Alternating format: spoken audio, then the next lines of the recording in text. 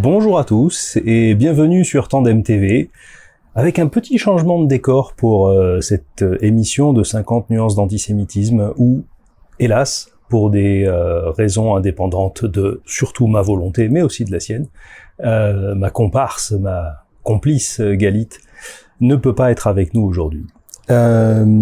L'émission va donc être légèrement différente, déjà avec le cadre. Je vais être tout seul, vous allez devoir me supporter tout seul pendant quelques instants.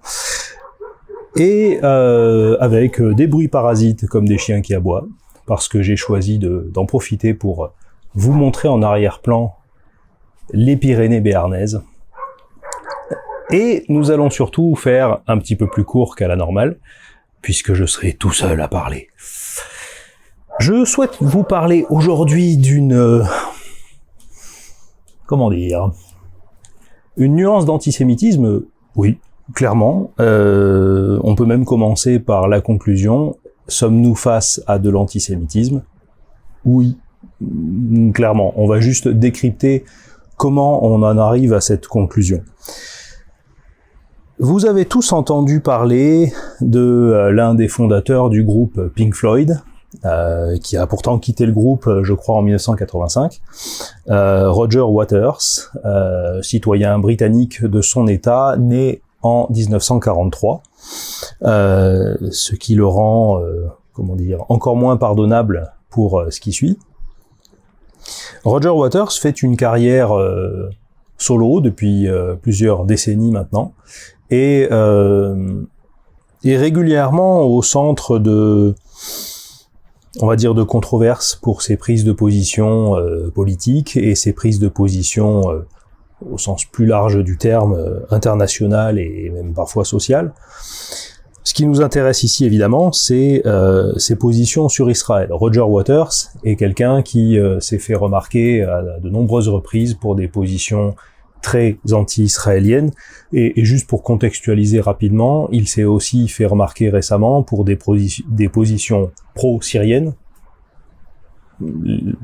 ce qui paraît relativement logique, et également, excusez-moi, rhume des foins, été béarnais, également pour des positions pro-russes au sujet de la guerre en Ukraine. Donc je suis personnellement pas trop surpris de devoir traiter ce personnage. Il a surtout fait parler de lui tout récemment, le 17 mai 2023, pour être parfaitement précis, lors d'un concert à Berlin où il a choisi une scénographie, je crois qu'on dit, ou en tout cas des éléments de décor et de spectacle extrêmement dérangeants et qui certainement vont tomber sous le coup de la loi allemande à un moment donné, et sont déjà sous le coup de la loi britannique. Je sais déjà que des investigations sont en cours du côté britannique pour essayer de voir ce qui est légalement possible de faire face à cette démonstration parfaitement inqualifiable, donc, raison pour laquelle je n'arrive pas à la qualifier. Pour faire simple, et les photos vont s'afficher au fur et à mesure où les captures d'écran vont s'afficher au fur et à mesure où je parle, Roger Waters s'est fait remarquer donc par des tenues et une scénographie générale. Je ne sais pas si c'est sur l'ensemble du concert, je ne sais pas si c'est juste très ponctuel, mais Roger Waters est donc apparu sur scène pour son concert à Berlin, donc véritablement dans l'antre de la bête nazie, si on peut le dire d'une façon un peu lyrique, vêtu d'un grand manteau de cuir noir, avec un brassard rouge sur le bras droit, rouge avec une symbolique noir, blanc et rouge, avec une chemise noire, avec une cravate noire, avec des symboles blancs sur le col de la chemise. J'ai les photos sous les yeux, je n'en reviens même pas que ça a été autorisé.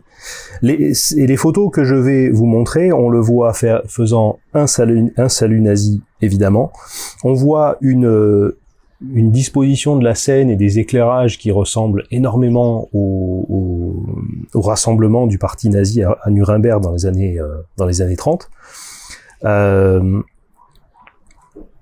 Et si ça n'était déjà pas assez, il est entouré de personnes ou de figurants qui sont également dans un semblant de tenue de combat, une tenue de combat très légèrement, on va dire, évoquant l'armée allemande et les SS, donc des tenues noires ou vert de gris très foncé, on est d'accord, mais vert de gris,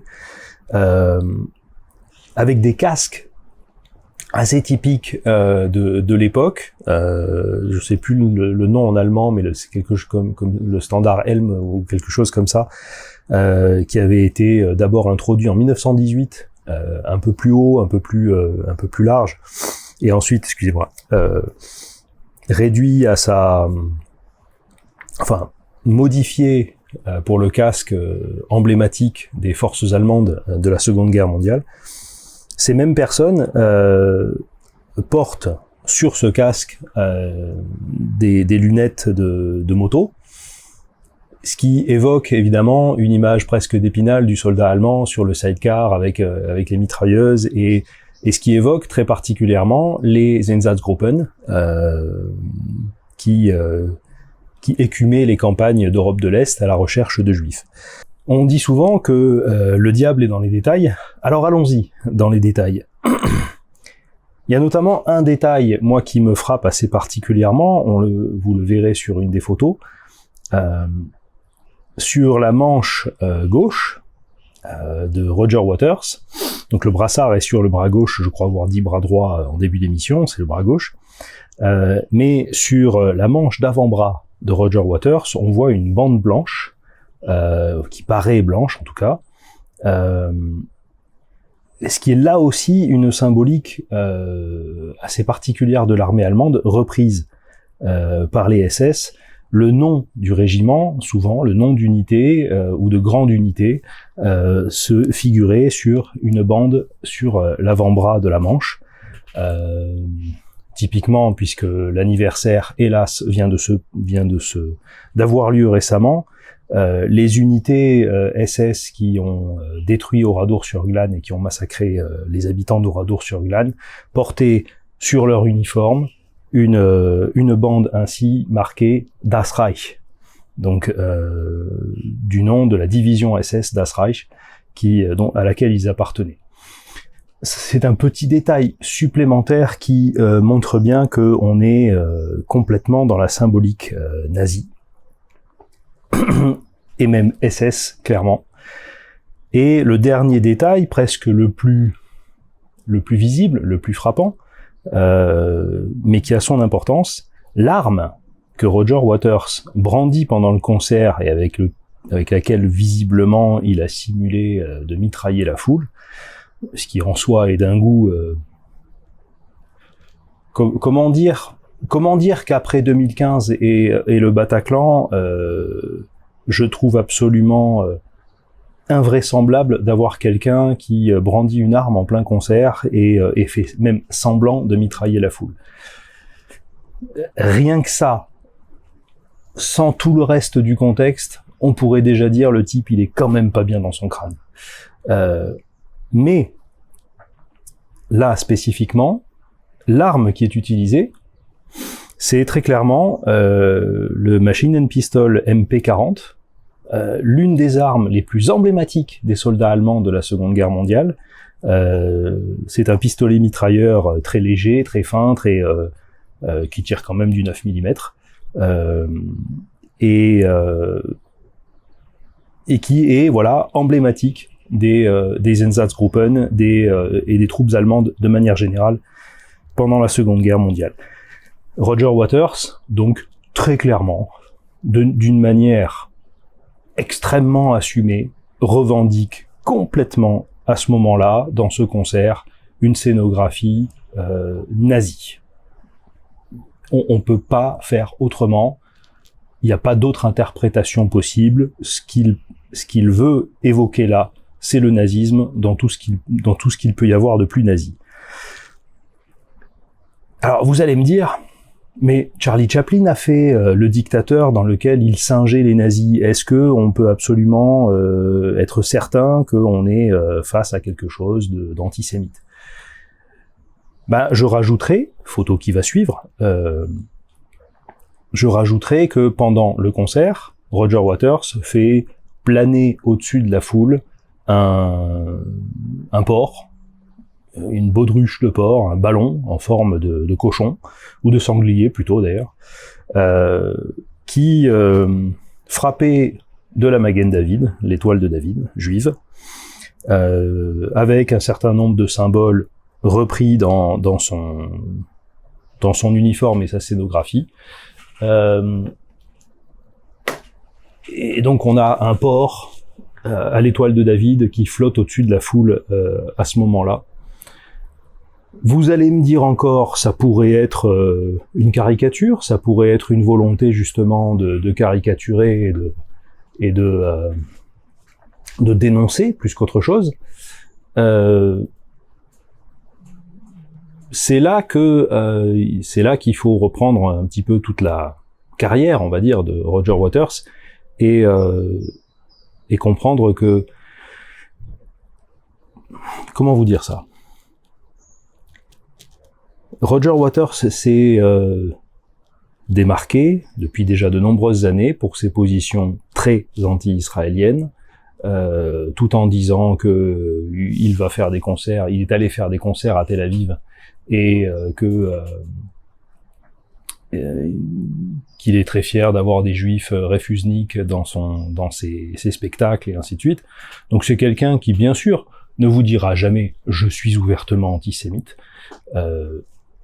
Par contre, étrangement, et ce que l'on vient de vivre avec lui dans ce concert de Berlin en est une illustration, encore une fois, parmi les plus stupéfiantes, on s'aperçoit que les personnes qui critiquent Israël, à un moment donné, vont toujours finir par verser dans une espèce de fascination morbide, voire même une glorification du Troisième Reich et du régime nazi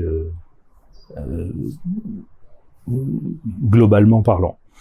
Dieudonné a fait ça aussi, sans s'afficher comme nazi à proprement parler, ou il a quand même mis en scène dans ses spectacles des camps de concentration, des déportés de la Shoah. On s'aperçoit aussi, enfin on le sait, que un certain nombre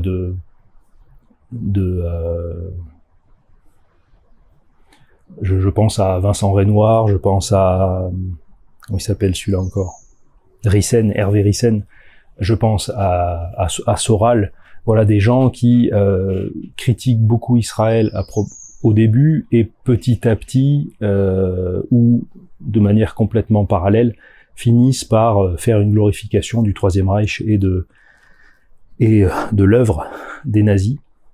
Là, avec Roger Waters, on est complètement dedans. On est dans quelqu'un qui depuis déjà de très nombreuses années critique Israël, critique la politique du gouvernement israélien, soutient les Palestiniens, réclame des sanctions contre Israël et ainsi de suite. Et dans un spectacle qu'il fait à Berlin avec un porc frappé de l'étoile de David qui flotte au-dessus de la foule, il s'affiche avec une gestuelle, avec un code vestimentaire, avec une scénographie qui évoque complètement les heures les plus sombres de l'histoire allemande.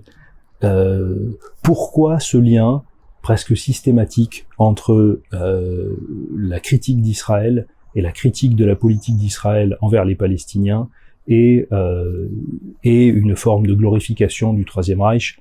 et pour le coup d'apologie de crimes contre l'humanité. Pourquoi ? C'est pour ça que j'ai commencé par la conclusion, parce qu'elle est évidente. Il est absolument évident que Roger Waters n'a pas un problème avec Israël en tant que nouvel État qui s'installe auprès d'une population déjà existante et qui bouscule un peu les traditions locales et qui bouscule une souveraineté ancienne locale. Non, il n'a pas non plus à voir avec cette idée de colonialisme occidental façon 19e siècle qui foule aux pieds les droits du peuple palestinien. Non, on voit bien très clairement qu'il a un problème avec les Juifs. Je n'ai encore pas trouvé quelqu'un qui ne me fait pas un amalgame entre Seconde Guerre mondiale, Shoah et critique d'Israël. Et ceux qui font la distinction, ou en tout cas ceux qui y arrivent le mieux, n'arrivent quand même pas à échapper à cette idée que, ou en tout cas à cet argument que la Shoah a servi, même si ce n'était pas le but premier, la Shoah a servi à créer Israël, à justifier la création d'Israël, ce qui est historiquement faux, mais bon, ça c'est autre chose. Voilà, je souhaitais établir que dès qu'on est dans la critique d'Israël, il y a toujours une espèce de sympathie plus ou moins masquée avec le Troisième Reich. Et Roger Waters, dans les photos que vous voyez et dans tout ce qu'il a mis en place pour ce concert, vire complètement dans l'apologie de crimes contre l'humanité, dans la glorification du régime nazi et de la symbolique nazie. Et ça ne peut pas juste être une critique, une caricature, ça ne peut pas être juste une mise en scène pour dénoncer, parce que alors il a poussé le bouchon jusqu'à afficher le nom de Anne Frank dans ce spectacle, sans doute pour justement diluer un petit peu le côté nazi. Mais là aussi, il fait chou blanc parce que Anne Frank, c'est l'une des cibles favorites des antisémites qui veulent critiquer la Shoah et qui veulent critiquer toute l'histoire de la solution finale à la question juive en Europe. Ceux qui pratiquaient la quenelle du temps de Dieudonné, ceux qui s'affichent résolument néo-nazis, régulièrement s'en prennent à Anne Frank sous prétexte que cette pauvre enfant est le symbole de la victimisation de l'Europe, de la victimisation des Juifs et de la culpabilisation à outrance de l'Europe. Donc Roger Waters, là, vraiment nous fait un florilège absolu de tous les poncifs antisémites modernes. Je dis bien modernes. Et même anciens, parce que le cochon frappé de l'étoile de David qui se promène par-dessus le spectacle, c'est la scène où la foule, c'est clairement là aussi une évocation des caricatures des années 30 et du début du XXe siècle, qui ne laisse planer aucun doute sur les intentions des personnes qui ont fait ça. Alors, j'ai cité évidemment Roger Waters, mais vous ne m'enlèverez pas de l'idée que pour arriver à faire ce qu'il fait,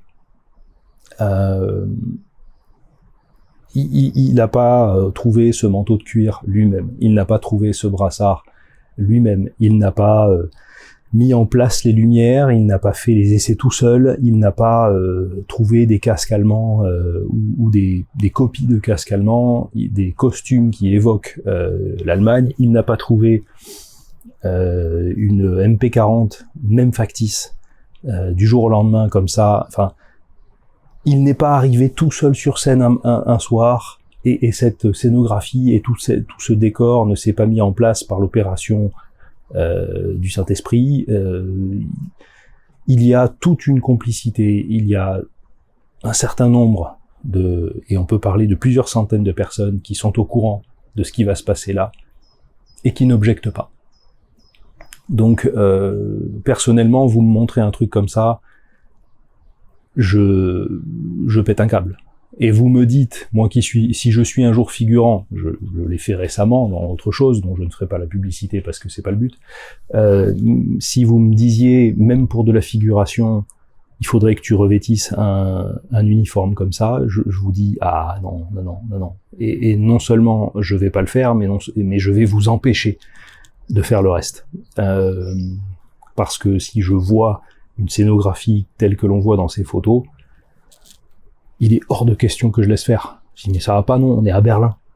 On est à Berlin, on est à quelques mètres ou peut-être centaines de mètres ou quelques kilomètres du Reichstag, de la chancellerie, de tous les endroits où cette horreur s'est produite. On est dans le pays de Nuremberg, on est dans le... Stop, non. C'est et une arme en plein concert, mais enfin, on est moins de 10 ans après le Bataclan. Mais à quoi vous pensez? Personnellement, je suis figurant sur un truc comme ça, j'appelle l'hôpital psychiatrique le plus proche en leur disant « Venez chercher Roger Waters, il est devenu complètement fou ». Ça me paraît délirant. Mais donc, il y a toutes ces personnes qui sont derrière, qui laissent faire et qui vont gagner de l'argent là-dessus. Gagner de l'argent sur le dos des juifs ou de la haine des juifs, je crois qu'il n'y a pas besoin que je développe pour dire que c'est de l'antisémitisme. Mais je disais, Roger Waters, donc, et les gens autour de lui qui laissent faire ça, qui acceptent ça, les producteurs, les financiers, enfin tous ceux qui acceptent ça, ont-ils un problème avec Israël en tant qu'État qui s'est installé, qui est récent, et qui peut-être, allez, disons, pratique une forme de discrimination envers les pauvres populations locales? Ben, quand on voit un concert comme celui-ci, quand on voit toute cette symbolique, on se rend compte qu'ils ont un problème beaucoup plus large que le simple fait d'Israël. Ils ont un problème avec les Juifs. Et un problème, on va dire, ils ont une espèce de pulsion morbide, une espèce de pulsion agressive envers les Juifs pour oser faire quelque chose comme ça. Mais on n'avait pas forcément besoin de cette confirmation. On l'a, c'est tant mieux. Maintenant, je pense que ces photos de Roger Waters en tenue d'Hitler, avec des saluts hitlériens, avec une gestuelle hitlérienne, et avec son MP40 allemand, avec personnellement, à chaque fois qu'on me sortira Roger Waters, ou qu'on me dira Roger Waters, la personne qui me parle de lui prendra ses photos dans la figure en disant, voilà, même pour jouer, c'est très particulier. Et lorsque on a un historique assez ancien de critique et de délégitimisation d'Israël, il ne peut y avoir aucun doute. Mais comme je disais, qu'est-ce qui les bloque dans Israël? On n'avait pas besoin de cette confirmation. C'est véritablement le problème premier chez beaucoup d'antisionistes. Ces personnes nous expliquent, mais non, on n'a rien contre les juifs, on n'a rien contre la religion juive, on n'a rien contre l'identité juive. Ce qu'on n'aime pas, c'est que l'identité juive soit privilégiée au détriment de l'identité palestinienne. J'ai presque envie de vous dire, refaites-vous cette phrase dans votre tête et vous comprendrez que, effectivement, malgré leur dénégation, leur problème est avec le caractère juif d'Israël.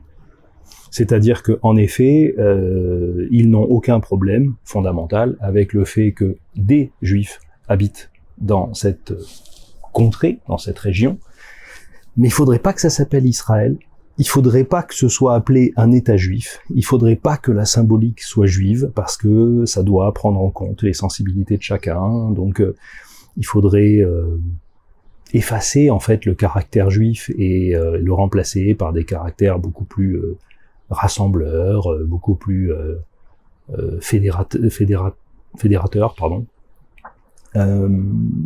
Et donc pour ça,